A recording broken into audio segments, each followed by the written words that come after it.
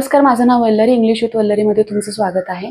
या व्हिडिओमध्ये आपण असे काही वर्ड्स बघत आहोत जे आपल्याला वाचताना किंवा ऐकताना तर त्याचा अर्थ वेगळा वाटतो, पण त्याचा ओरिजिनल अर्थ वेगळाच असतो. चला तर मग सुरू करूया. सगळ्यात पहिला वर्ड आहे स्किन डीप.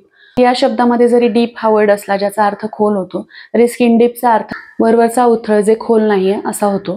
तर याचे एक्झाम्पल होईल beauty is only skin deep. म्हणजे एखादी व्यक्ती जरी दिसायला सुंदर असली तरी तिचं जे आतून कॅरेक्टर आहे ते सुंदर असलं पाहिजे. ह्याचं सेकंड एक्झाम्पल होईल her beauty is not just skin deep. म्हणजेच ती अंतर्बाह्य सुंदर आहे, फक्त वरवर सुंदर नाही. दुसरा वर्ड आहे फ्लिमझी. फ्लिमझीचा अर्थ होईल ठिसूळ, कमकुवत, लेचापेचा, पातळ, झिरझिरीत. याचं एक्झाम्पल होईल हर साडी इज व्हेरी फ्लिमझी. म्हणजे तिची साडी फारच पातळ, झिरझिरीत आहे. फ्लिमझी हाच वर्ड आपण विश्वास न ठेवण्यासारखं एखादी गोष्ट असेल किंवा न पटण्यासारखी गोष्ट असेल याच्यासाठी पण आपण फ्लिमझी हा वर्ड वापरू शकतो.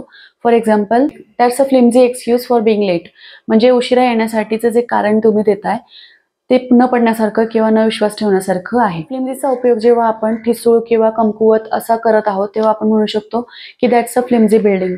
म्हणजे ती इमारत कमकुवत आहे. तिसरा वर्ड आहे प्रोक्रॅस्टिनेट. प्रोक्रॅस्टिनेटचा अर्थ होतो एखाद्या कामासाठी दिरंगाई करणे किंवा विलंब लावणे किंवा एखादं काम पुढे ढकलणे. याचं एक्झाम्पल होईल you cannot procrastinate work if you want to succeed. म्हणजे तुम्हाला जर यशस्वी व्हायचं असेल तर तुम्ही तुमच्या कामामध्ये दिरंगाई करू शकत नाही. चौथा वर्ड आहे टची.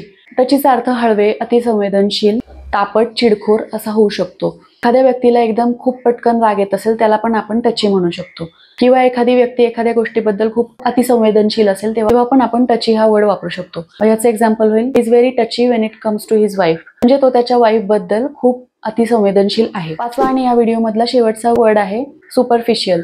सुपरफिशियलचा अर्थ वरवरचा, उथळ, फक्त पृष्ठभागाशी जे निगडीत आहे त्याच्यासाठी आपण सुपरफिशियल हा वर्ड वापरू शकतो. For example, the storm only cause superficial damage to the building. म्हणजे वादळाने त्या बिल्डिंगला फक्त वरवरचं नुकसान झालेलं आहे.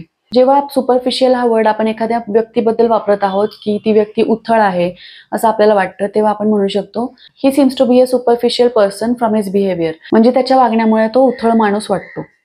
या व्हिडिओमध्ये एवढीच माहिती. दिलेली माहिती जर आवडली असेल तर व्हिडिओ लाईक, शेअर आणि सबस्क्राईब करायला विसरू नका. धन्यवाद.